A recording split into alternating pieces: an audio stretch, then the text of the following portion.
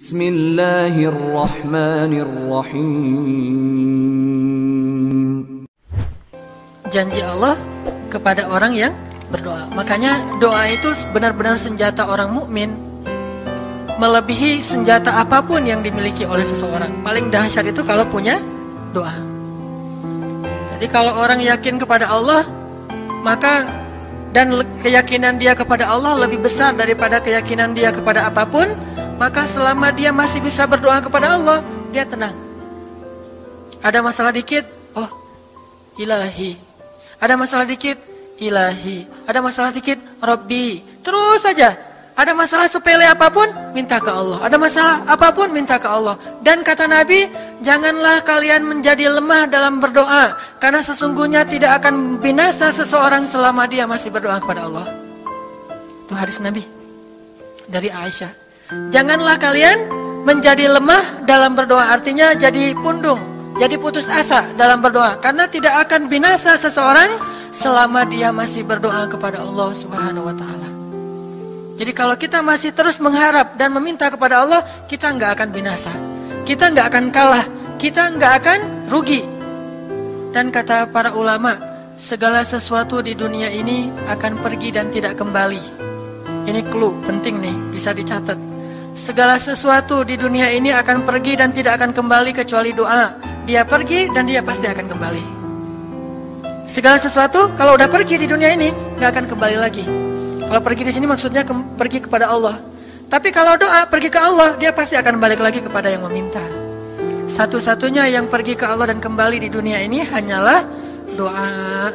Makanya ayat ini kalau kita kasih judul adalah janji Allah kepada hambanya yang berdoa. Allah berjanji, apa kata Allah? Inni qaribun. Aku itu dekat. Maksudnya, gak mungkin aku gak dengar doa kalian. Begitu kita berdoa, kita pikir, Allah dengar gak ya? Jangan-jangan kok doa saya belum diijabah, kayaknya Allah gak dengar yang kemarin, saya harus keraskan lagi suara saya. Enggak, inni qarib. Arti inni qarib, aku itu dengar banget apa yang kamu ucapkan. Gak usah diucapkan, di dalam hati aja Allah udah dengar. Siapa yang pernah berdoa di dalam hati terus langsung Allah ijabah? Rasulullah. Coba teman-teman buka awal juz kedua, ayat surat Al-Baqarah ayat 144. Itu gara-gara Nabi ada harapan di dalam hati tapi gak berani ngomong gitu ke Allah. Cuma dipendam di dalam hati doang. Tapi langsung diijabah oleh Allah. Ayat surat Al-Baqarah ayat 144. Allah berfirman, Qad nara taqalluba wajhika fis samaa فلنولينك قبلة ترضاها فول وجهك شطر المسجد الحرام وحيث ما كنتم فولوا وجوهكم شطره وإن الذين أوتوا الكتاب ليعلمون أنه الحق من ربهم وما الله بغافل عما يعملون.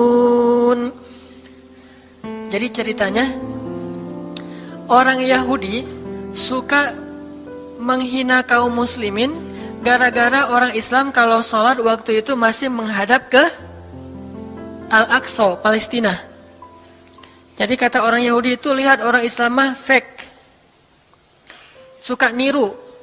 Kita sholat menghadap Al-Aqsa, mereka sholat menghadap Al-Aqsa. Berarti agama mereka itu adalah agama yang meniru agama kita, nggak original. Sering diperolok-olok, setiap kaum muslimin sholat dihina sama mereka. Akhirnya Nabi ngerasa sedih. Wah, gimana ya caranya? Sehingga setiap sore Nabi berdiri di suatu bukit, kemudian lihat ke langit. Cuman gak ngomong, gini aja ke langit. Membatin, bayangin. Pernah gak teman-teman membatin ke Allah?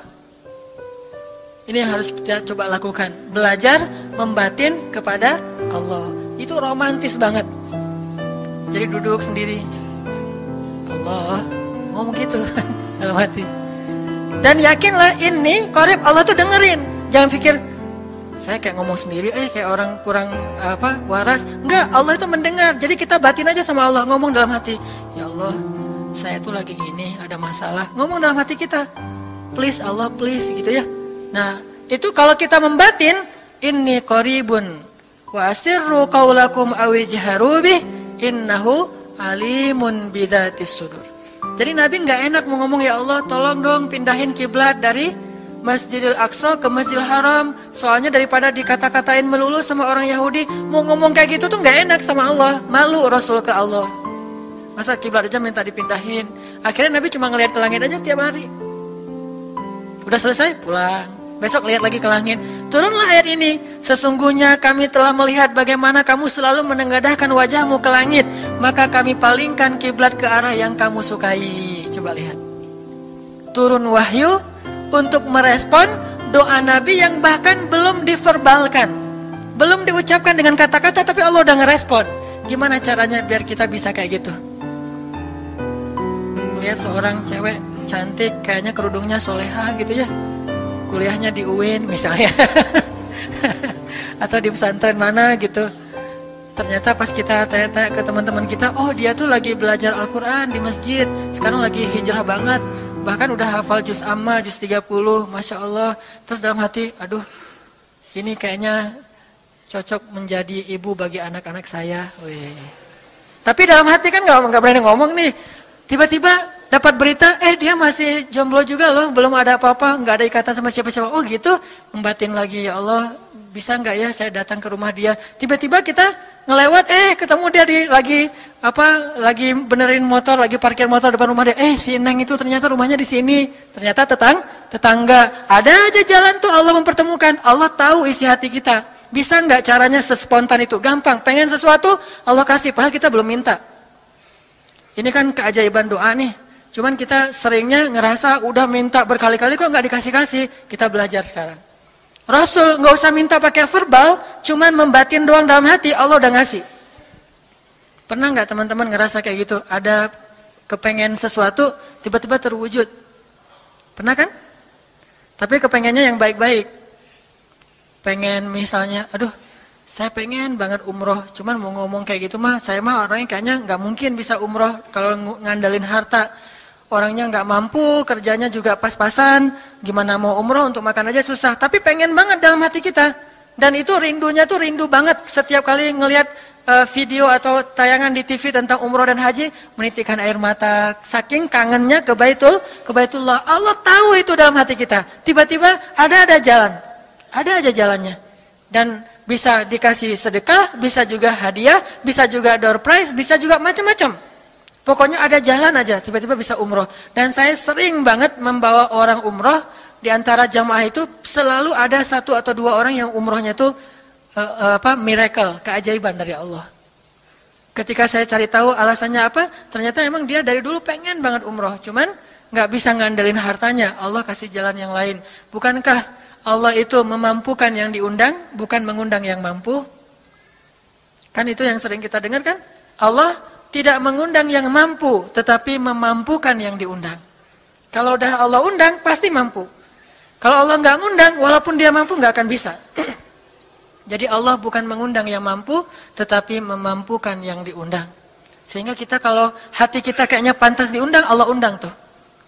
Begitu juga dalam urusan rezeki. Aduh, saya pengen kerjaan yang kerjaannya itu lebih halal, lebih nyaman, bisa sholat berjamaah tepat waktu, ada waktu juga buat keluarga, bisa juga berdakwah ke teman-teman. Akhirnya membatin kita itu karena kuat banget, Allah wujudkan. Ini artinya Allah qaribun, Allah maha dekat. Sehingga kalau kita pengen doa kita itu powerful, belajar dari as-siqah billah. Tips pertama adalah as-siqah billah. Percaya deh sama Allah.